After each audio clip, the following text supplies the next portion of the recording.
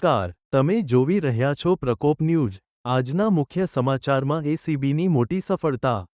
પાલનપુરમાં નાયબ કલેક્ટર અને planning assistant લાંચ લેતા રંગેહાથ પકડાયા। જાણીએ આ ઘટનાની સંપૂર્ણ વિગત। ગાંધીનગર એસીબીએ આજરોજ પાલનપુરના જિલ્લા સેવા સદન 2 ખાતે આવેલા સ્ટેમ્પ ડ્યુટી મૂલ્યાંકન તંત્રની કચેરીમાં એક મોટી કાર્યવાહી કરી છે। માહિતી અનુસાર, એક જાગૃત નાગરિકની ફરિયાદના આધારે એન્ટી કરપ્શન બ્યુરોની ટીમે પ્લાનિંગ આસિસ્ટન્ટ ઇમરાખાન બિસ્મિલ્લાખાન નાગોરી અને નાયબ કલેક્ટર અંકિતાબેન ઓઝાને લાંચ લેતા રંગેહાથ ઝડપી લીધા છે।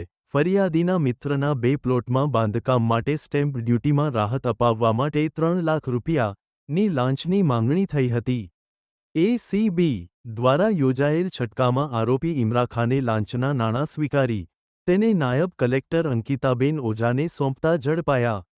બંને આરોપીઓ રાજ્ય સેવક તરીકેના હોદ્દાનો દુરુપયોગ કરી ગુનાહિત ગેરવર્તન કરતા પકડાયા છે। આ છટકાનું સફળ આયોજન એસીબીના ફિલ્ડ ઇન્સ્પેક્ટર શ્રી એચ.બી.